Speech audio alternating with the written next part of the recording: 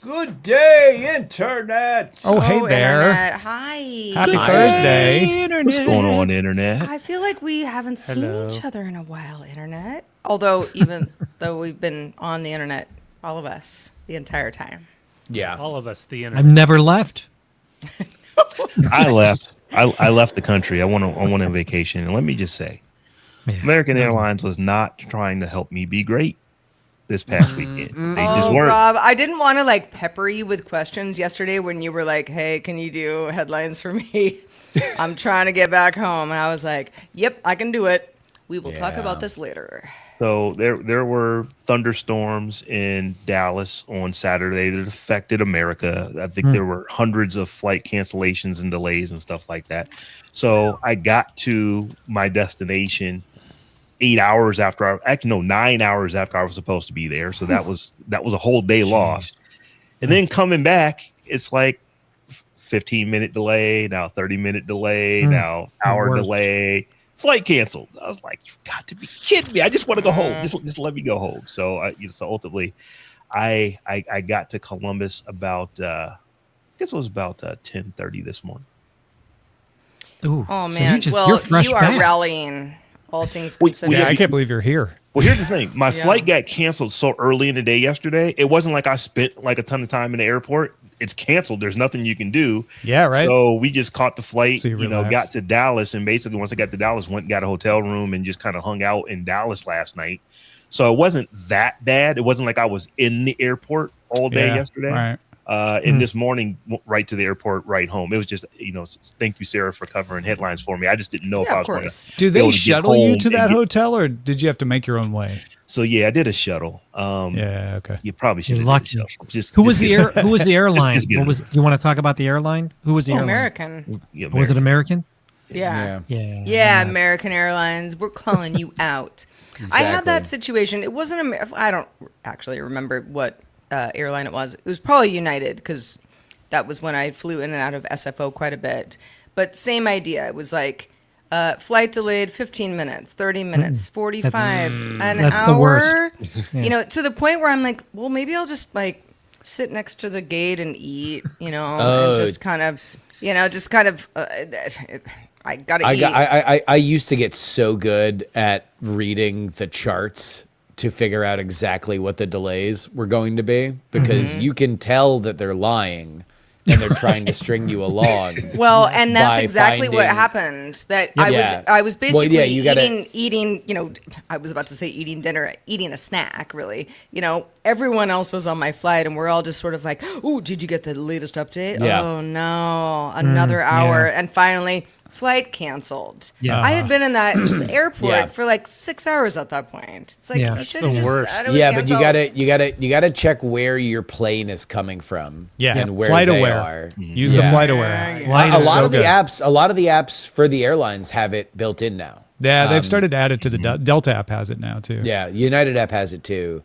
Although when my flight was delayed out of Tulsa, even Flight Aware was saying it was on time at 6:36 departure at 6:40 p.m. Yeah, like Delta just didn't update the data. How many? American was like that coming back. The flight time didn't update until literally they were telling us, "Okay, Group 1, get in line." It's still telling us the flight left 2 hours ago. How many of us? Those are the best ones where they're like, "Oh, also we changed the gate. Did you not get that information?" Yeah, you're in a different we have all terminal now. slept in airports before, yes? Overnight? Oh, yeah. No. Not that often, honestly, but I've done it. I have not. I have. I've never slept overnight. If I know I was going to be there until the next morning, I just go definitely get a hotel slept room. for a while. Yeah, I'm with you, Rob. I'm not doing that. I'm getting the hell out of there. No, and I had to sleep in Reagan. Okay, rich boy. Yeah. It would have been another Guilty as charged. Too good for the airport carpet, I guess. They weren't. Yeah, the airline wasn't going to pay for my hotel, so it was like going to be $300 for a night. And by the time I got there, I'd have to go back to the airport. So I would rather Klarna a Red Roof Inn for a 15-minute nap than sleep in the airport. Yeah, because you get Klarna a Red Roof Inn is the best phrase I've heard all week. Airport. 30 seconds. Yeah. Well, and also all of the, if you're sitting up, they make it so that you can't lay on any chair that has any sort of padding. Like you're literally on the floor or you're not. I found a really good place to sleep in Reagan Airport. And Really? Was it in a hotel? no, it It was at a nearby hotel. Was it was in next Ronald's door lap. 10 at seconds. Radisson? It was with Nancy. yeah. 5.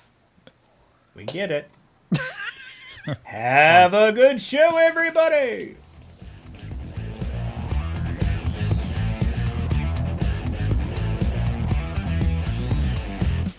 Good day, Internet. This is DTNS Live for Thursday, September 4th, 2025.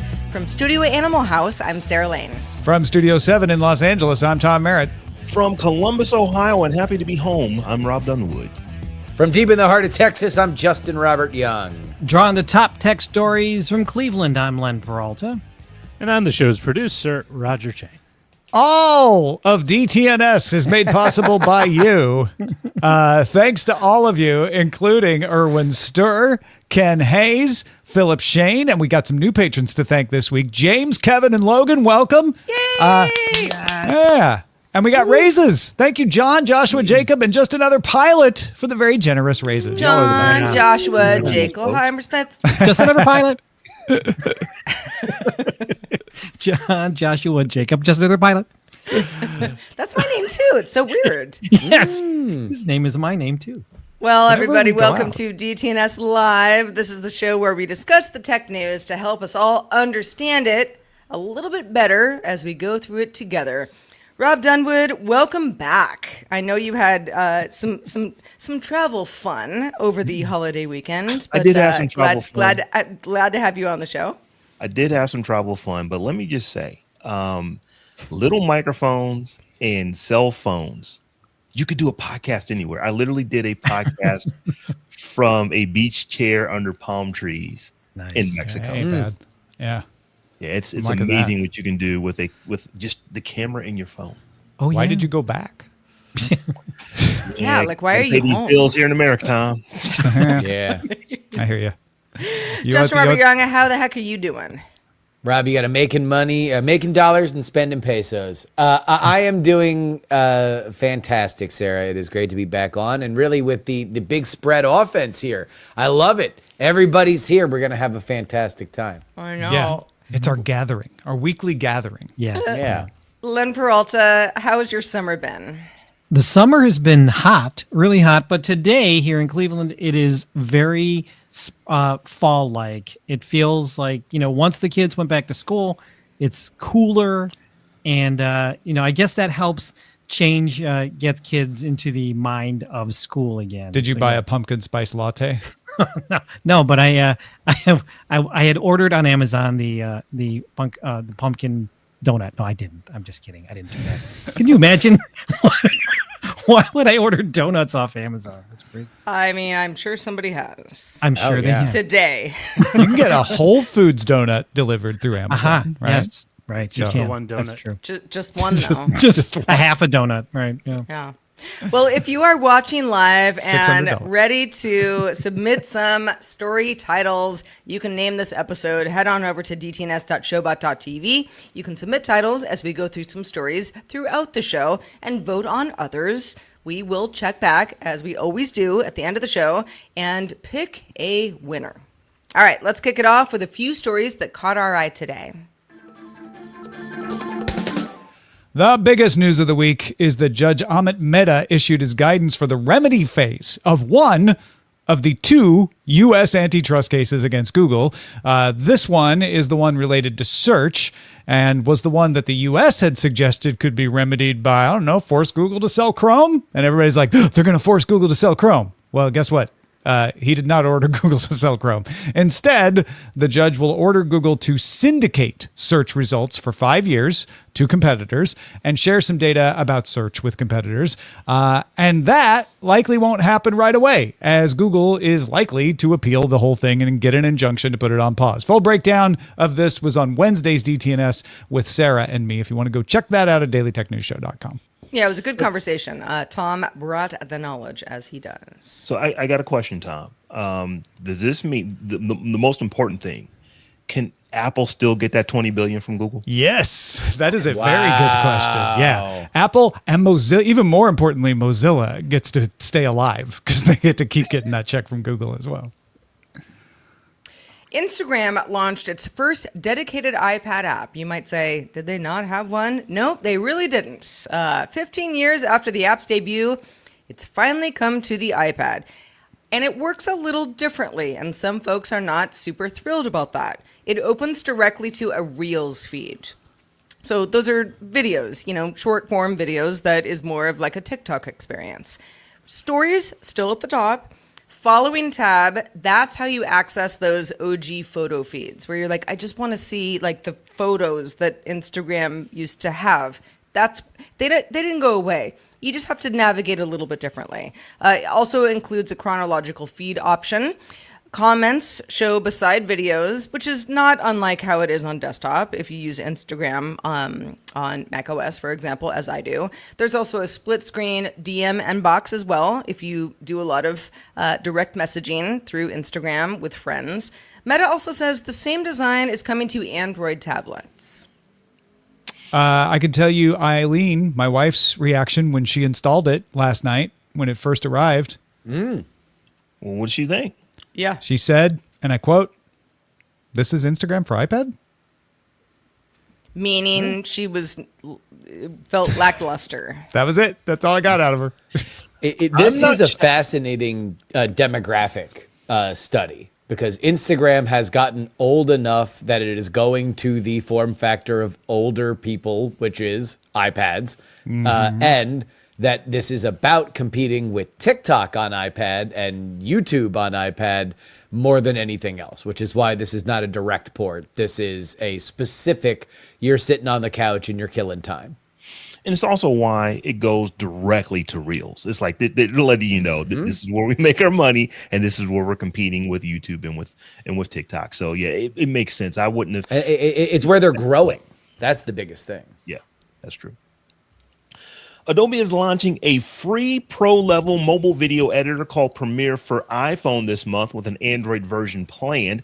This app will feature a multi-track timeline, automatic captioning, 4K HDR support, and one-tap exporting to popular social media platforms. Unlike its simplified Premiere Rush brethren, this new Premiere app aims to provide creative controls similar to the full Premiere Pro app, making it advanced video editing accessible on mobile devices. So I look forward to this, particularly when it comes to Android. As I said, I sat on a beach doing a podcast because I could, and it would have been great to be able to edit said podcast while I was still also sitting on the beach. I had to wait until I came home, and we'll edit it at some point on the computer. But if I could do this on a tablet or a phone, that would be kind of awesome. I have to be honest. I thought Premiere already had this. I guess I'm thinking of Final Cut. Well, you might be thinking of Premiere Rush. So they do have like a really watered down version of Premiere. Yeah. It is truly a mobile app. This is supposed to, I believe, to be much more like the actual full version of Premiere. Yeah, it's supposed to have everything that isn't Firefly, which is the AI stuff. So I thought that was an interesting delineation of like, you can have it for free, no watermarks. You just don't get any of the AI assistance. If you want that, you got to pay. Yeah. So Although it does have automatic captioning. So there's some kind of. I think behind that the is in scenes. the pre-Firefly version, so that's some older algorithm, maybe. I don't know. Yeah. So yeah, I don't know. Anybody out there who's like, you know what? Love it. I can do all of this on my phone or a mobile device. Let me know, because I'm like, I need a 34-inch screen. This is the CapCut generation. That's who they are trying to create a relationship with. 100%. Well, those are 3 top stories that caught our eye today. Let's go into some more in just a few. Philips Hue launched a big refresh at IFA 2025 with cheaper smart bulbs, revamped light strips, and a whole new Bridge Pro hub. So if you're not familiar with the Philips Hue family of smart everything, the $99 new Bridge Pro triples the capacity of the old Bridge. It also adds Wi-Fi, so it doesn't have to be connected to a router. If for some reason you don't have room, you want it to be somewhere else, you can do that now. You couldn't do that before. It had to be hardwired. Motion aware features now can turn lights into motion sensors, something down a hallway, for example. Kind of cool. Hue has also launched its first entry-level essential bulbs. These are basically just pared down, cool bulbs that, especially if you buy them in a pack, start more at $15 for a multi-pack rather than $25 to $50. So this is, if you're getting a home up and running, this would be an interesting option. They also use Matter over Thread. They've got support for it. So there's we're going forward in that regard. And those flagship A19 bulbs are more energy efficient. The company says they're going to last longer, and they have lower dimming for a variety of scenes that you might want in various areas of your home. All available now. Expanded light strip and outdoor options, also part of the announcement. Those are coming in 2026. I like these. It's unfortunate that you have to kind of start over to get most of the advantages of them, but I'd like that motion aware feature. I like that they're ripping off the Fear of God fashion brand to have essentials as a more affordable version of the light bulbs. I am tempted at $99 to be like, you know what? Yeah, let me just get rid of that hub. I don't even need the Wi-Fi stuff, but it just seems like it's a decent upgrade. You can use legacy bulbs with the new hub, though. You Yeah, can't exactly, do it right. Matter over Threads, but they can be part of the hub. Yeah, it's not like you're going to lose support for your stuff. You just won't get the Matter advantage. So I'll probably want to replace those bulbs to get it. But I want that. I want everything to be, I guess now that I'm saying it out loud, it doesn't make sense. Like, why would I need the hub if I want the bulbs for Matter, and just use them on a different hub? So maybe I don't need this hub. But Philips Hue did a good job of making me go like, ooh, motion aware, though. That's kind of fun. Yeah, I mean, I think motion aware is a really, really cool thing because you don't have to, there's other aftermarket ways to do it. The big thing, especially if you're a lunatic like me, is that increased capacity, because it's easier than you think to hit capacity on a Philips Hue network, like to the point where you have to get two Right, you're like, hubs. wait, I can't use 45 bulbs? I mean, I know somebody in my neighborhood who may or may not run a company called Hack5 that has already gone over. He has had to buy 2 hubs because he wanted to outfit his house with too many Hue bulbs. And the fact that they're dropping the price is also a really good idea. Look, it's funny, similar to the Premiere story earlier. They need to just start making a relationship with a younger demographic. And similarly, this is no longer a luxury item in the way that it might have been 10 years ago when you would pay a premium for Hue bulbs. They are now just the bulbs that people want, as we are fully ensconced in it's not an Internet of Things revolution anymore. They won the war. Now you want to be able to you move into a house, you're never thinking about a dumb bulb again. They want you to put Hue bulbs throughout every inch of your house, and they figured out a way to get it cheaper. This is a necessary evolution for that brand, and keeping some of the features moving forward, like motion aware, is enticing. I will definitely buy more bulbs. Yeah, and And- Philips As wants you will to I. buy them whatever hub you've got, right? So hence the lower price. I am a fan of these things being less expensive because I have a studio where I have Hue everything. And every now and again, my wife will come down and is like, oh, that's pretty cool. I like how that does that. Can we do that upstairs? And I'll show her what it costs. She's like, oh, no, we're good. Never mind. We're fine. But now that they're selling these in a pack, it's definitely not cost prohibitive. And then the other thing, too, is that I also think that I'm getting close to the number of devices that my current hub will support. So the fact that I can actually go buy another one now, and it's not going to cost me an arm and a leg to do it. I think I'm probably going to have some new lights upstairs in the not too distant future. And just to that point, I will mute the offending word. Turn off studio. All day, every day. Yeah. Every day. Every day. There we go. That little light behind me, I mean, which is actually something to kudos to Philips Hue, because when everything goes through that ecosystem, and of course that's what the company wants me to say, it is way easier than when I have like those other LifeX bulbs that also can be part of the ecosystem, but a little bit more wonky to set up when it comes to voice activation. So Turn off studio. Do it. Now we're all just turning our studio off. We mentioned I'm not turning off my studio. I need to use it right You're now allowed. because I'm a professional. We mentioned 7 new models of light strips set to launch in the U.S. by March 2026. So it's not happening over the holidays, but it will include an Omni Glow light strip, which is supposed to just be a better LED. It has 170 tiny LEDs in each square centimeter, so it just looks more flowy. If you are a rich person with a cool house and a cool staircase, you can put that up your stairs type thing. It can also dim down much lower than before to 0.5%, pump out up to 4,500 lumens of brightness. And then the outdoor part of this, I have to say, some of my neighbors who are they're into Halloween, they're into Christmas, they're into 4th of July, they're into house decorations. The Festivia Hue Globe string lights, starting at $160, but they're meant to just be on your house all the time. If they're not on, they're not on.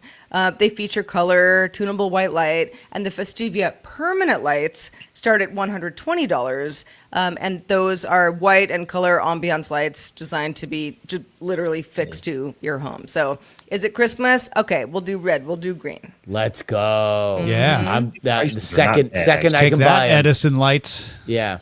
Yeah, like I'm not getting on that going up, risking my life on the ladder a couple times Look, a year. I They have stay. I have string lights in my backyard. Anybody who's been to Austin knows that it's city and state regulated that your backyard has to have It's a string requirement. lights. Yeah. These will be great, and that's a Preferably pretty chili good price. peppers, but not necessarily. Yeah. Yeah, All right. the essentials bulbs. I think it's worth pointing out that people are like, yeah, they're cheaper. So what do you give up? They don't get that weird dimming like that all the way down to 0.2% dimming that Sarah was just talking about, and the white range is a little less. That's it.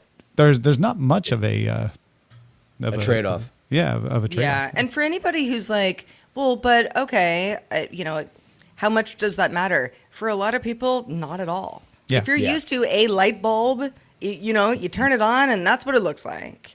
And these are pretty great. The white range is awesome, and the color stuff is, I don't know, kind of a party trick. That really. is what it is. Really, what you want them for is automations that you can do throughout the apps, and there's aftermarket stuff that you can do for that. But that's really what you want the dimming stuff for, is that it dims in the morning, it turns fully on during the day, it'll dim a little bit at night or make it brighter, whatever. Routines. Yeah. Indeed. All right. Well, Mark Gurman at it again at Bloomberg because he just always has the tea to spill. But this time, it's not about next week's Apple announcement. He's going on about something a little bit farther in the future. Yeah. He says Apple plans to launch a search tool in iOS 26.4, which right now would be coming out in March, integrated into Siri. It's internally called World Knowledge Answers, has 3 modules. So a planner module that would interpret what you say or what you type and then decide how to respond. Then a search system that would take that and scan the web or your own data, depending on what you're asking. And then a summarizer module, that's the 3rd module, that would pull that all together and create an answer. Now, the current version that they're testing uses Apple's own foundation models, but they are also developing something that internally they call Project Glenwood. I don't know why. That is using a custom version of Google's Gemini, which is running on Apple servers, so it doesn't go to the Google Cloud. It's just a version of Gemini that Apple installed to summarize. So the planner module and the search module are Apple, and then the summarizer module is Gemini. Apple is also considering using Gemini or perhaps Anthropic's Claude for that planner module. that takes your request. Gurman says Apple is considering adding it to Safari and Spotlight as well. They're playing around with the idea of making a chatbot app. And the article also indicates Apple is no longer considering acquiring another company. They did look in, according to Gurman, to Perplexity or Mistral, but they're going to go with this strategy instead. They're not going to acquire somebody. They're going to keep working on their own foundation models, even though they are bleeding talent right now. They've lost like dozens of people over the past month. They're going to keep working on their foundation models and then consider these third-party deals where they pay Google or they pay Anthropic or they pay OpenAI, although that's not in this story, to provide the technology that they would then run on their own servers locally. I brought this up because it's an important story and people are talking about it and everybody's wondering what Apple is going to do for their AI strategy, but also because Justin's here and I figured he would have fun tearing it apart. Just wind me up. I'm just like the guy at the piano bar. Just slip a $5 in the brandy snifter and I'll start playing the tune you want. Where to start? Why are you leaking this? Why is this out there? It's not a great plan. It's not a revolutionary plan. It doesn't do anything that particularly takes advantage of what Apple's greatest strength is, which is the intimate daily knowledge of the activity of its user base, which is greatly desirous of having a smart assistant that would know exactly what we do, where we go, who we talk to. This is the place where we want to have the power of a reasoning model AI to give us advantages in our daily life. It doesn't appear that this is a baseline. It's a Gurman report, so who knows, right? But it's out there. That being said, I want to just underline this. If Apple does not build their own product or bring in somebody that is not Google, this is a major problem for them, because they're going to be reliant on a service for which has its own hardware and will be able to build better software for it. They cannot rely on Gemini. Like, that is I don't know where this is even. I'm going to assume that stuff like this is being floated out there because they want to negotiate hardball with OpenAI, which is the natural partner for something like this. But I can't imagine them relying on Gemini. Run it on your own servers all you want. The product's going to be better on Android, and Google's building its own hardware for it, and so is Samsung. But that could be something that Apple is like, you know what, this is a stopgap, and we're using Gemini right now as we continue to try to catch up with everybody. That's fine. You can tell yourself that. This is a disaster, a walking disaster for them if they make this move. They are taking away the shine and the moat that has been built on this device for over a decade, for more than a decade. This is what makes iPhone special. And you are taking that away, and you are literally saying, if you like this, think about a high-end Android. Think about something like that. Are you though? Yes. So here's the thing that I'm thinking, though, because when they say that they're using, this, they're going to use Gemini for the planner module. To me, that sounds like we're going to use it for the planner module and the summarizer. I'm sorry. Yeah, and when you see how good that is, we'll just start using it for everything else. It almost feels to me like Apple is just, we're washing our hands of this because I don't think they can catch up. It's not like these other companies are going to, hey, let's slow down and let Apple catch up. That's never going to happen. So what does Apple do? Because I don't know that they can catch up with what they put out. Rob, you're right. They cannot catch up when it comes to frontier models. There was a point probably 5 years ago, 6 years ago, where they probably could have bought OpenAI, to be totally honest with you. And they could have folded that into Apple, and this could have been their own rocket to ride. They are not going to be the leader for frontier models in a way that they might have been able to do sitting on infinite money. What they can do is build a Siri product that is better than anything on the market for people on iPhone that can tie into the hardware the way that Apple used to do it, where they were able to tie hardware and software together better than anybody. And that's what they can still do. And that's what they need to do. In fact, that's what they're doing. That's what the story describes. It's just for one module, they're using technology that they bought from somebody, which is not unusual. Nobody I'm using telling the you. Siri service is going to know it's Gemini. This is not the same as like, would you like to go to OpenAI to answer this? This is just in the background somewhere. Only people that's who kinda read what Mark I'm Gurman are thinking. going to It's know like, about it. If we all are following the stuff, but I think the end user for the most part is just sort of like, yeah, I just want a companion. I mean, want but to also get you some are- easy answers. You're letting the fox in the hen house with Google. You're letting Google know exactly what you're doing, and you don't think that they're going to build a better, more integrated product on their own hardware? I think so. Like, look, nobody's a think bigger so, Apple too. shill than me.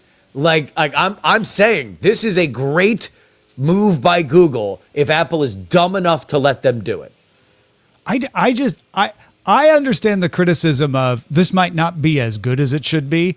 And when Craig Federighi at the All Hands says this has put us in a position to not just deliver what we announced, but to deliver a much bigger upgrade than we envisioned, he might not be right. Like I totally am sympathetic to that. He needs to take the last F1 car out of town, Federighi, considering his track record over the last But the 3 idea years. that somehow it's bad for Apple to use purchased technology from somewhere else, that I'm having a hard time accepting that one, because they do it all the time in other places and we don't care. And I don't know what lets Google into the hen house any more than using Google search on Safari lets them into the hen house. Probably less.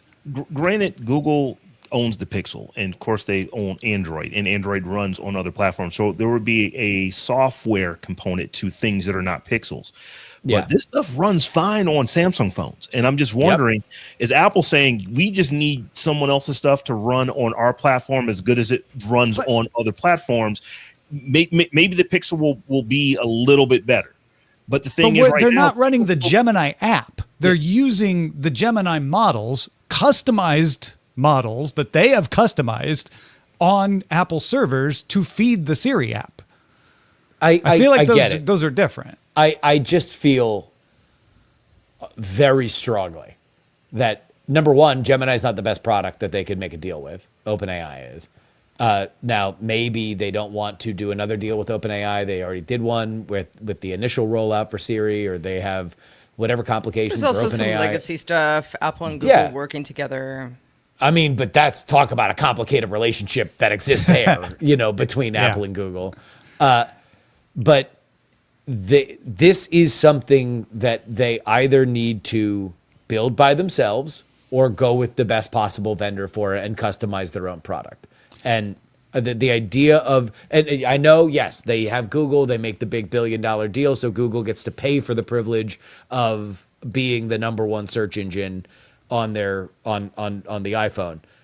Apple doesn't have a competing product there. They need a competing product when it comes to this. They should be using their own models. They should be creating their own product to compete here. This is not beyond their capability. Like, this is when I was screaming and yelling about Google. They should be leading in AI. And now, credit to them, they have caught up. They've done a fantastic job. I was thinking about this the other day. If you look a year ago, when everybody understood that OpenAI was the lead in this field, and everybody knew that all the money was going to have to go into catching up to them, right now, OpenAI is in the same, if not a better position than they were, and the only company that's caught up is Google.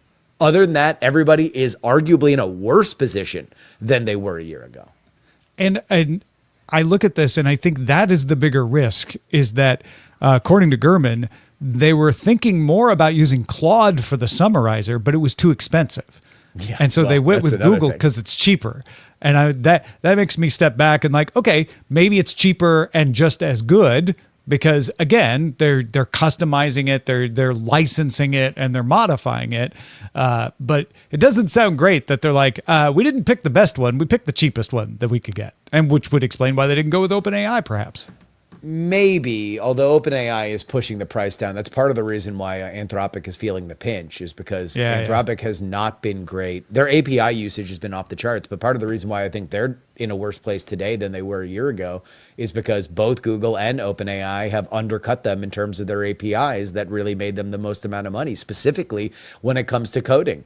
Like Gemini Flash is a phenomenal coding model. GPT-5 is a phenomenal coding model, and they're both cheaper than Claude. So, that's a real problem for them. And it's a problem that they can't get deals like this because they're so expensive, which has always been the problem. And people were willing to pay the troll toll when they were top shelf, but now they're a little Bacardi. I think that the thing we all agree is that whatever they launch, if they launch it in March or whenever, that Siri has to be really good. Because even the people who are defending Apple are like, yeah, just wait until they launch their big thing. And Craig Federighi just told everybody inside, one infinite loop, this is it. This is the big thing. So and it's going to have to We've been hearing about the big thing for a while now. Yeah, So count me out. I am no longer waiting for Godot on this one. But I'll believe it when I see it from Apple. Well, folks, we want to know what you want us to talk about on the show. And one way to let us know is in our subreddit. So submit stories and vote on them at www.reddit.com/r/Daily Tech News Show. All right, Justin, C-SPAN, a fixture on cable television for decades. Sometimes you see some really good stuff on C-SPAN. But a new deal brings it to both YouTube TV and Hulu Live. So what's the deal? Well, on Wednesday, C-SPAN announced that both YouTube and Hulu would carry all 3 of the C-SPAN channels on their basic platform. This is going to be done at the same 87 cents per customer level that has been done on cable carriers. 87 cents a year, right? Not per month. Yes, per year per subscriber. Yeah. And that will continue. And also, this was the biggest sticking point. They will not have advertising. So I've been lucky enough to be close to the folks at C-SPAN. They have been fighting for this for multiple years. Their new CEO made it a major point of priority to make sure that this happened. He is an experienced media hand coming out of CNN, and they finally landed the plane this week, bringing a whole new generation or an old generation that moved from cable to a over-the-top streaming platform like I did with YouTube TV.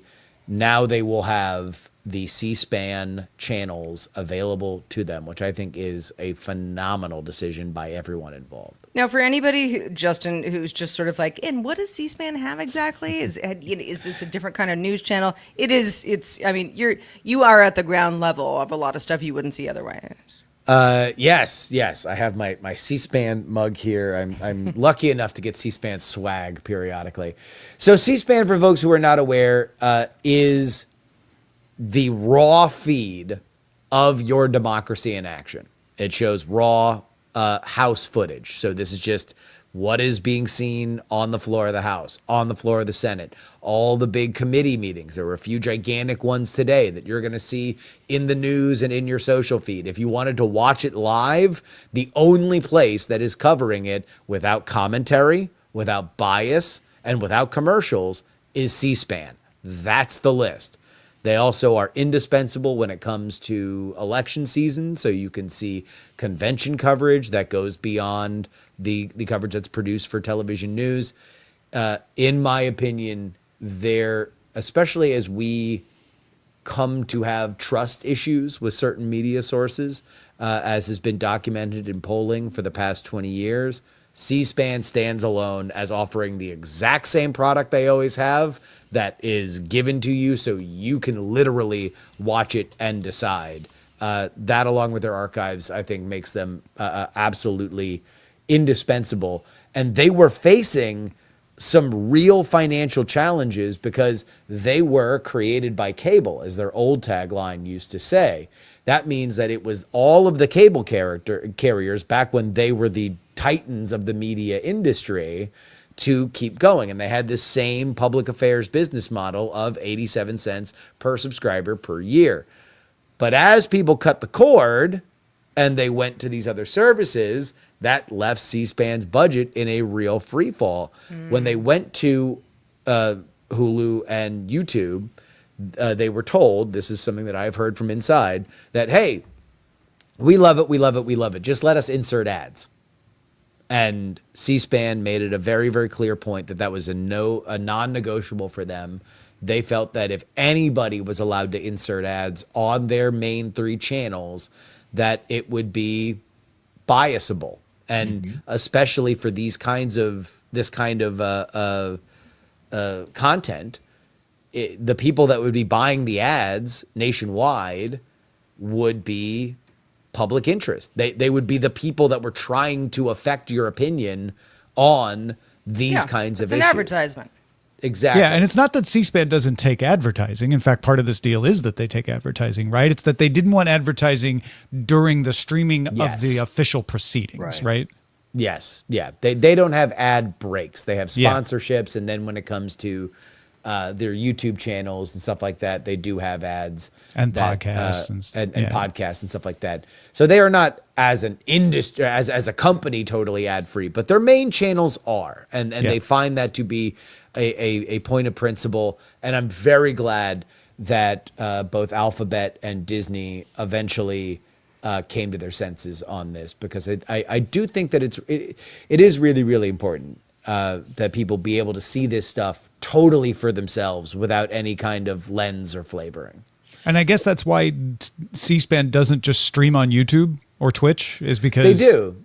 They do. They don't stream their. Do they stream their live not channels? Everything. No. For big events, they will stream stuff on those, but not everything. But they don't want those advertising dollars, which you can't avoid on Twitch and YouTube if you operate a channel, right?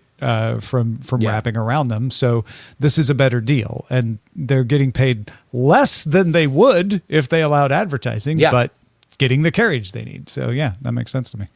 Now, Justin, correct me if I'm wrong, but is it safe to say that Congress literally read Google or Alphabet the Riot Act before YouTube decided, yes, we're going to do this? So, man, credit to Sam Feist, the C-SPAN CEO. That dude is gangster. He did it. He was like, look, we can do it the easy way or we can do it the hard way. So he went and he asked, and he was very nice. He never was mean or aggressive toward anybody that he would like to make a deal with. But eventually, he left that C-SPAN office, which is right by Capitol Hill, went around to the House, started knocking on doors, and and said, hey, you know how we cover you and create coverage for you, the politician, more than any other channel, because no other channel will cover you no matter what. It would be nice if more people saw it, right? And so, yes, both the House and the Senate had resolutions that called upon Disney and Alphabet specifically to make this deal. Now, whether or not that would have bled into other stuff, the world will never know. But very much one of the congratulatory tweets that came out was from Chuck Grassley, Republican from Iowa, who said, in my resolution, I called on this to happen, and I'm very happy that everybody followed through on it. So they wanted their footprint on this platform that really is going to define live television for a generation, quite possibly until the end of when we understand the media form that is live television, as it now kind of transcends and merges into just all internet streams. I love, for anybody out there who's like, you know what, never actually tuned into C-SPAN, that'll be interesting. You do get a lot of waiting. You get a lot of mingling on the floor, sort of like, when are they going to start? But it truly is as equal as to being in the room as you can get. You don't get that anywhere else. Look, I'm sure for listeners right now and even people in the comments, there's a lot of very strong political opinions. We live in a particularly polarized time, but I think you very much deserve for yourself to watch these things without commentary sometimes, especially when you're looking at big votes or hearings or debates or the conventions even. Watching the unadulterated feed is important. I very much believe it, and that's why I've been happy to help advocate for C-SPAN throughout all of this, because there's been a lot of political media that's gotten weird. It's gotten odd. It's gotten hotter. It's gotten yellier.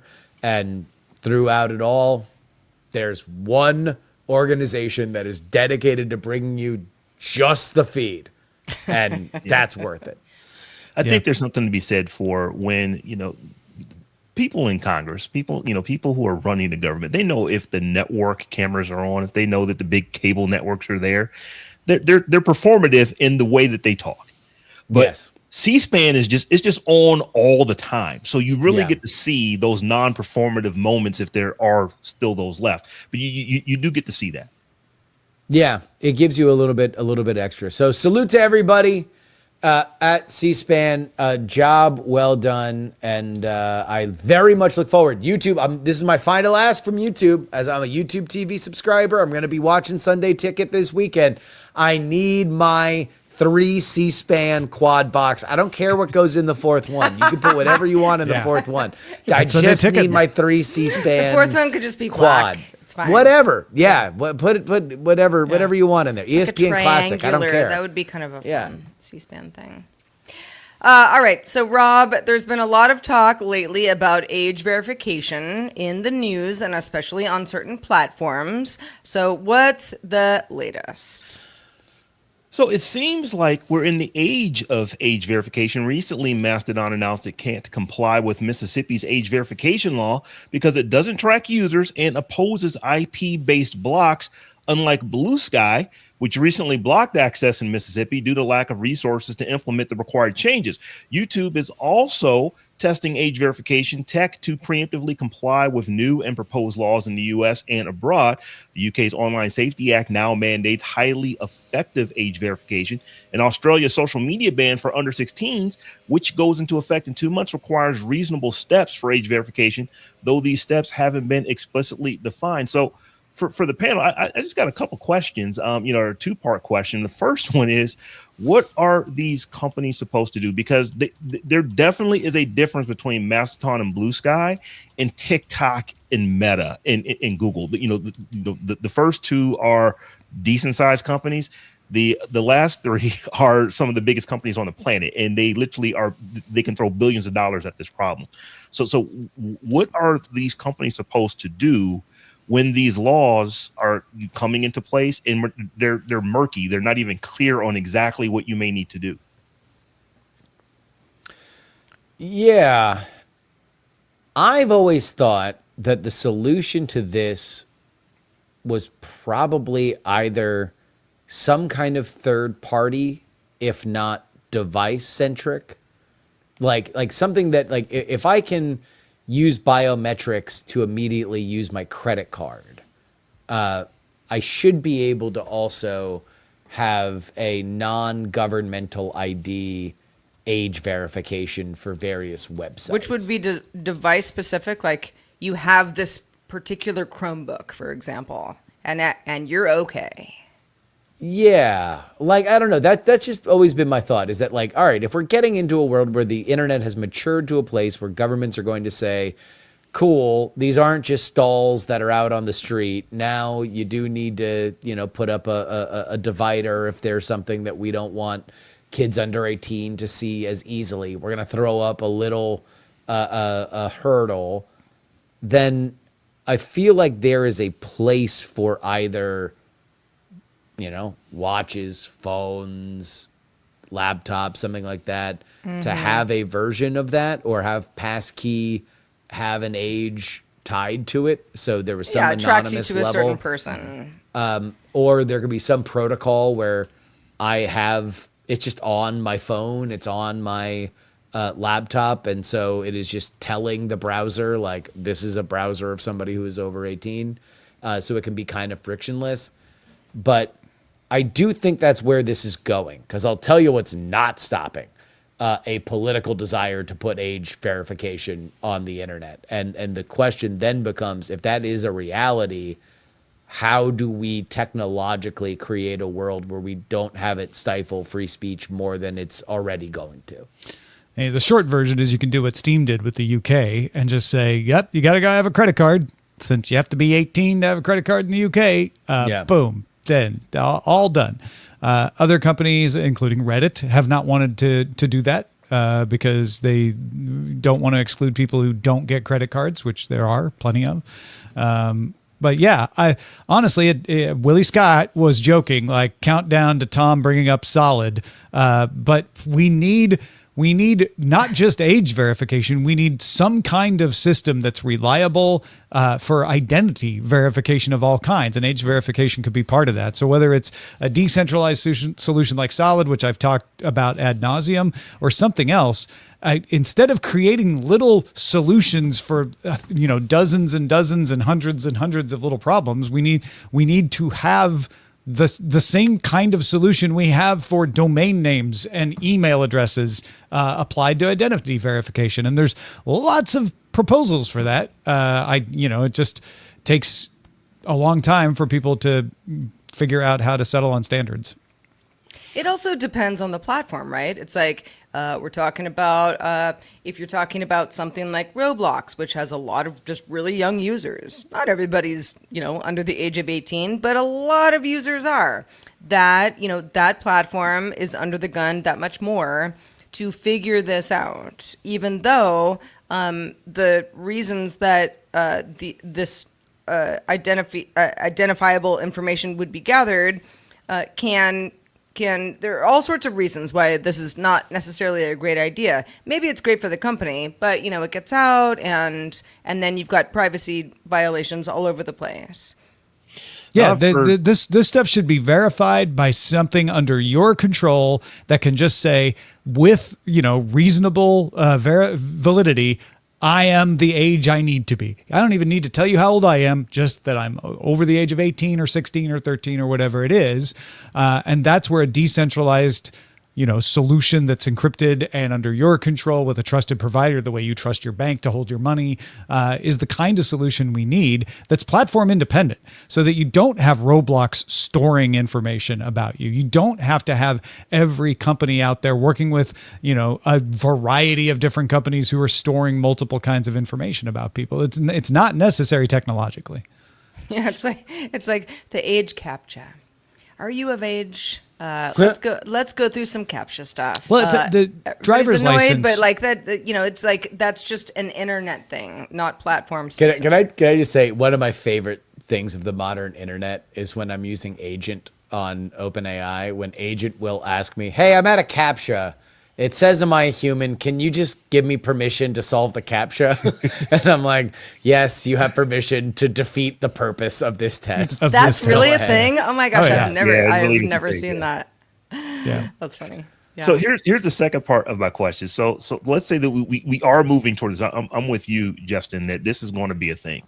So if we are moving to where you basically got to identify yourself, or at least verify that you are of a certain age, what are the unintended consequences of age gating the internet? Because I think that, we definitely want to keep kids from getting to things that kids shouldn't get to. But there are times when it absolutely makes sense to be able to say something anonymously on the internet. And I don't know that that's going to be a thing going. Well, see, I believe that you're going to need to have anonymous ability to just prove that you are over 18. Yes. I think that's something that needs to happen. There needs to be some protocol for which a trusted third party or a decentralized system verifies that you are over 18 and that the device you are using is being used by somebody over 18. And so, look, it's going to be gameable, like all systems are gameable, but the point of this is not to never have anybody that is under 18 access a website that is for people that are older than that. It's to create a meaningful barrier in the same way that we create meaningful barriers for other things. The way government IDs and driver's licenses work with Apple Wallet and Android Wallet is they can say, you want to know if this person is over 18? Yes, they are. And that's it. And that's all the information they give you. That's why a driver's license on your phone is actually preferable than handing over your entire driver's license sometimes, because it can just give the information that's necessary for the task versus handing over your driver's license. You just gave that person all your information, whether they need it or not. Yeah. And so if we have some kind of system that can do that for age verification, then that helps reduce the unintended consequences, right? Sounds good. Now, here's a question. Should we be looking at the operating systems to do this? Because if you've got an iPhone, they can pretty much tell you whether or not you are 18 or under. If you got an Android device, they can pretty much tell you if you are. I know that Apple and Google will both be kicking and screaming, trying to not have that be the case. But is that potentially one of the best places to do it at the operating system level? I 100% agree. I think that wearables make the most sense for this. No, I disagree. Or phones. You think no? No, I think it needs to be independent of the operating system, because then you just use then you're cutting out people who don't use the operating system that supports that, right? You're like basically saying, let's just have a duopoly. Okay, you know, well, I'm not saying exclusively use the operating system. I'm saying that the operating system will be a tool that a vast majority of people use. If you want to meaningfully get into adoption with this, then that is the fastest way to do it. I mean, you're right, but I also don't think it's the right solution, because we need something independent of those companies, unfortunately. Well, of course, you always want an independent open source made I from know, I'm 5 the worst. crayons melted together. How could you, solution. Tom? How you monster. You know, get back into the ecosystem. All right. Well, we get lots of feedback about all sorts of stuff that we talk about throughout the week. Today is no different. So let's check out the mailbag. Michael wrote in, really enjoyed the Live With It rice cooker episode. Looking forward to more of this. So often we just see a review of 6 months check-in or something like that. But this is it really felt like a learning experience of ownership. Exactly the kind of feedback we're hoping for. Sarah. Yeah. I mean, 100%. Thank you, Michael. Roger was a great companion for my rice cooker segment, just because he's very familiar with rice cookers. But I'm telling you guys, it's the best thing my kitchen has gotten in I don't even know how long. It's awesome, and we had a lot of fun with it. I haven't had it for 3 months. That used to be, so anybody who's following Live With It and has followed it over the years. We're ramping up more of them, not just reviews from me, but from the whole DTNS, family of folks. All of us, we're all going to be doing this, and so sometimes it's something that has been in our possession for a few months, sometimes a few weeks. Kind of just depends. Depends on the gadget, the service, the platform, the whatever. But we're having a lot of fun with it, and we hope that you keep tuning in to see more. What's the next one? Do we know? Yes, it is the Roger, help me. The Moogie, which is a cat tracker that Dr. Nikki Ackermans has been using with her cats.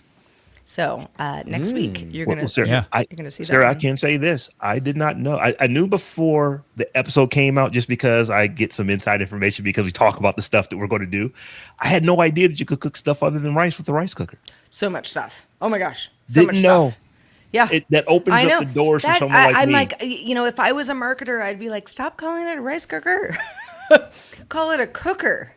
A fun cooker for all sorts of stuff, veggies, eggs, rice, you name it, meat, fish, all the good stuff.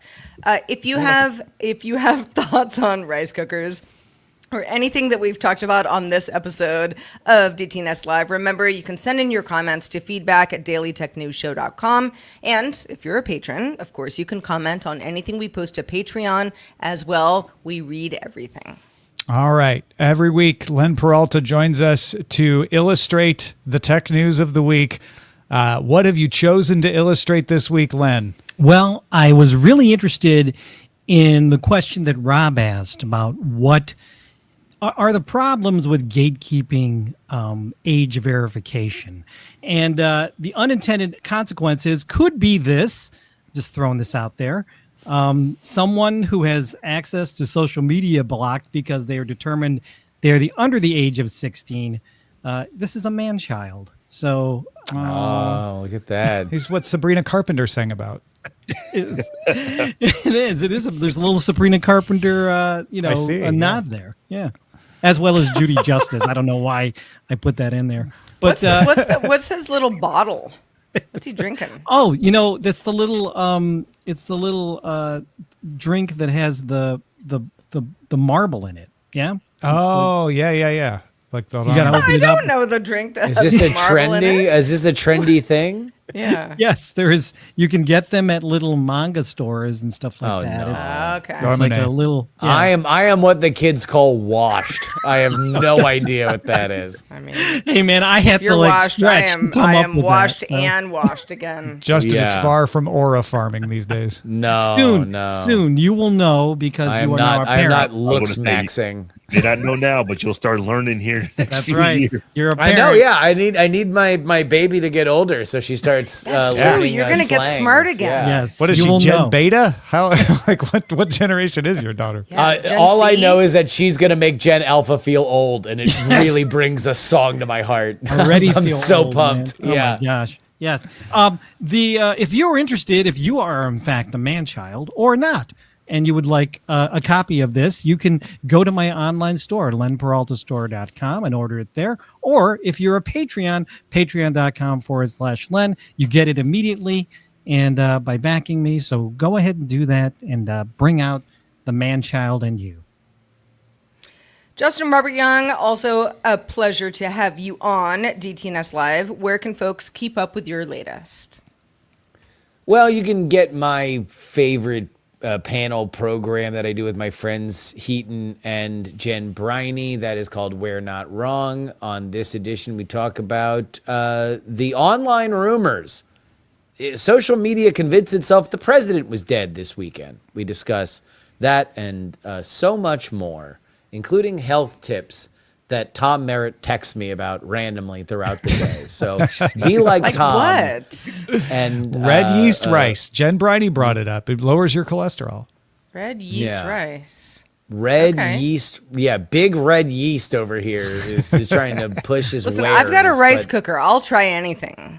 By the This way, is good thank intel. you. Thank you, Laminar Rainbow, for the super sticker or super chat, I guess. Long live freedom and open source software. Thank you, Laminar. Yeah, I know. Everybody loves it. It's just not enough people use it. So Long the live red age-old yeast rice. open source thing. Make more friends. All right. During the show, we challenged you to come up with an excellent title, and you did not disappoint. Of course, Zoe jumped right in there with a little Bacardi, as did Stealth Dave.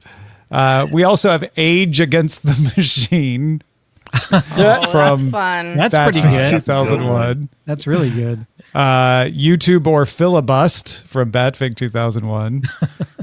The Age of Age Verification from Stealth Dave.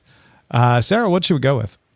Well, it was a tough one because we got lots of good submissions, but Batfink 2001 is our winner with Age Against the Machine. That's awesome. Really, really great job. Fantastic. Well done. Big thanks to everybody who follows us on YouTube, like Laminar Rainbow with the super chat. Thanks to folks watching us on LinkedIn. We got folks watching us on Twitch as well. TomTom4468 gave us a follow. Zoe gave us some bits. Larry resubscribed for the 57th month. PC Milesy gave us some bits. Zoe is at tier 1 for the 76th month with us. JROM20 resubscribed with Prime, said looking forward to the new format of shows. Keep up the great work. Thank you, JROM. Hop of Happiness back for the 4th month. Good to have you back here too. Nick with a C resubscribed for 24 months at tier 1, 38 months total. Good evening, Internet. Good evening, Nick with a C. And thank you for the emoji flags and the bits. Zoe brings bacon. You can support us in all kinds of ways, including patreon.com/DTNS. And in fact, starting now, if you are a patron, we have a bonus DTNS live segment just for you. Stick around. There'll be a new post on Patreon. We're going to try to figure out how to make this a little smoother. But for now, when this stream ends, go to patreon.com/DTNS and catch the bonus feed, because Roger has tasked LLMs with pitching TV show ideas to us. Nice. And we get to greenlight which one is best. Again, that is available immediately after this stream and then on demand at patreon.com/DTNS. Folks, we have a new live stream too. Earlier this week, I did office hours. Tomorrow, we're doing a hangout. All of that stuff is easiest to find at patreon.com/DTNS. You can watch us live here on DTNS Live every Thursday 4 p.m. Eastern, 2000 UTC, and you can find out more at dailytechnewsshow.com/live. And be sure to keep up with Daily Tech headlines and Daily Tech News Show briefing all week. Plus, new Live With It episodes, new hangouts like Tom mentioned throughout the week, and some bonus weekend content as well. We will see you here next Thursday.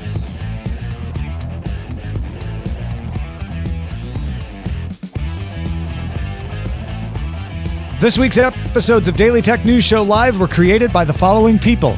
Producer and host Sarah Lane, host Tom Merritt, host Robb Dunewood, producer Roger Chang, video producer Joe Kuntz, producer at large Anthony Lemos, social media producer and moderator Zoe Detterding, our mods, Beatmaster, W. Scottus1, BioCow, Captain Kipper, Steve Godorama, Paul Reese, Matthew J. Stevens, aka Gadget Virtuoso, and J.D. Galloway. Mod and video hosting by Dan Christensen. Music provided by Martin Bell and Dan Luters. Art by Len Peralta. Acast ad support from Tatiana Matias. Patreon support from Bobby Wagner. Our contributor for this week's show was Justin Robert Young. And thanks to all the patrons who make the show possible. This show is part of the Frog Pants Network. Get more at frogpants.com. Diamond Club hopes you have enjoyed this program.